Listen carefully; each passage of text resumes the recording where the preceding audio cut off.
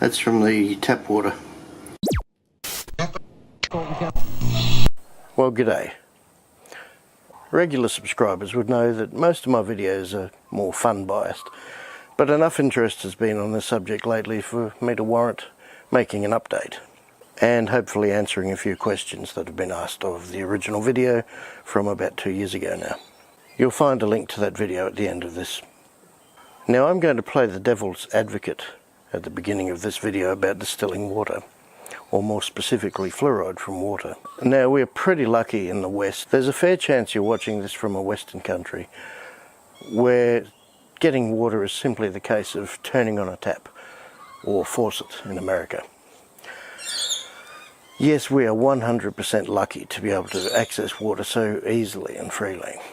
And certainly, mostly, it is pretty safe to drink, certainly versus dehydrating.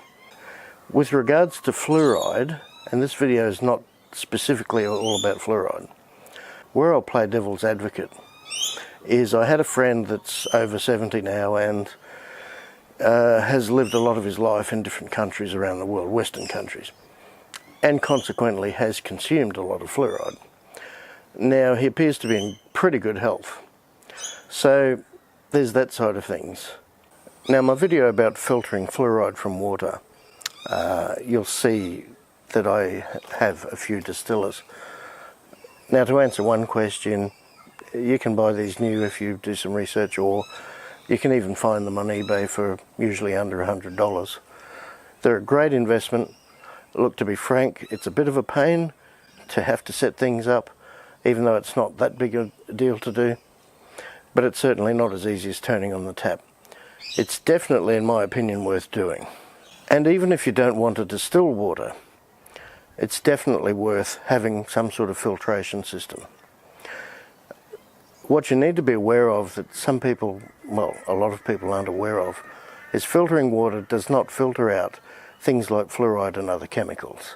Without even worrying about fluoride in the water, which is why I bought this in the first place. Look at all the other muck we're drinking. And if you could smell it, if it was smell-o-vision, it smells like radiator coolant. It's horrible.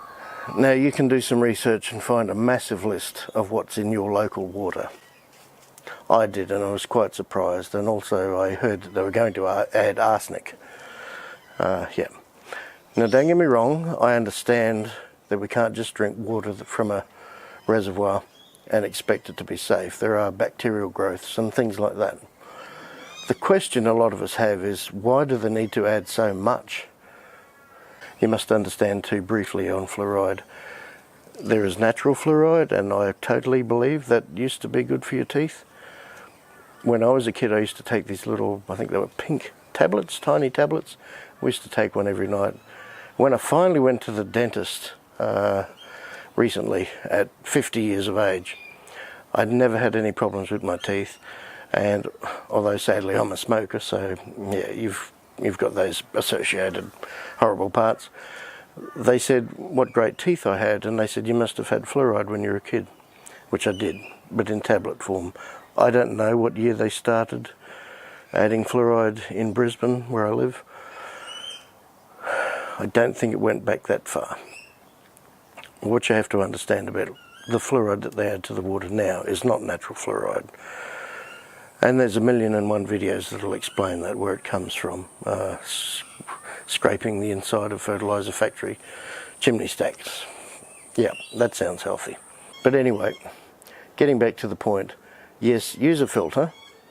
You can find those quite easily on eBay, etc. Make sure you get one that has the highest filtration component you can, and activated charcoal filters too are really good.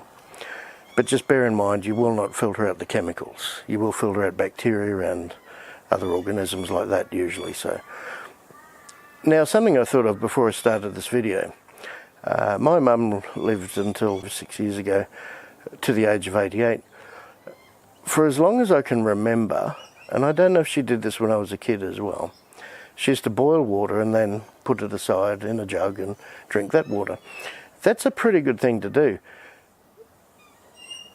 Mum, as much as I love her, She was no scientist, so maybe she read about it, or maybe her parents did it. Back in the day, it probably was a standard thing to do. It's certainly not a bad thing to do. Again, you won't get rid of chemicals, but you'll get rid of most of the bacteria and dangerous things. To answer another question about distilling while we're on it, some people commented in that video, the original video, that I was putting the water in plastic containers. Yes, but those containers were certified PCB free. This brings me on to another aspect.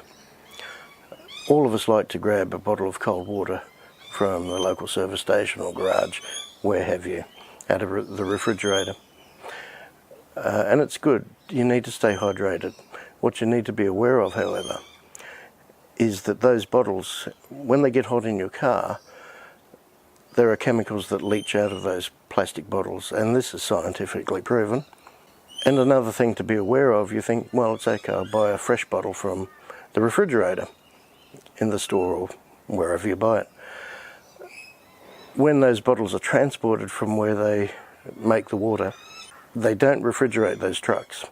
So they've most likely been out in the sun for many, many hours, and hence you're already buying them contaminated with the chemicals from the plastic. So that's something to be aware of. Ideally, get a glass bottle and refill that with distilled water or purified water you've purified yourself. The inherent risk, of course, is glass in a car is never a great idea, so make sure they're very well secured. Just touching on the subject of fluoride, however, many more countries, even more since that original video, have now banned fluoride, which is a terrific thing. Some people think that all of Europe has banned fluoride. That is not the case. You need to try and find a list of that. So don't be lulled into thinking that you no longer have fluoride in your water unless you are factually sure of that. And it has actually been implemented, not just planned to be implemented in 10 years' time, for example. One must ask the question, if fluoride is so harmless, why did those countries and states finally decide to ban it? I guess the thing that inspired me to make this update is that I sleep with a CPAP machine every night, and I have a humidifier on that. And so every night I change the water. Now I looked into that the other night and I thought, what is that down the bottom?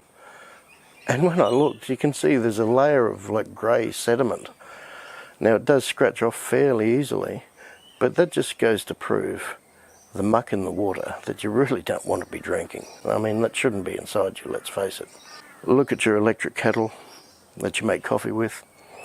You'll find that even after you clean it, in a day's time, the sediment starts forming again. My next short video will show you a little trick that gets rid of that sediment really quickly. Anyway, they were just a few of my thoughts and responses to comments left on the other videos. I did make an update of the first video, but it seems a lot of people didn't see that.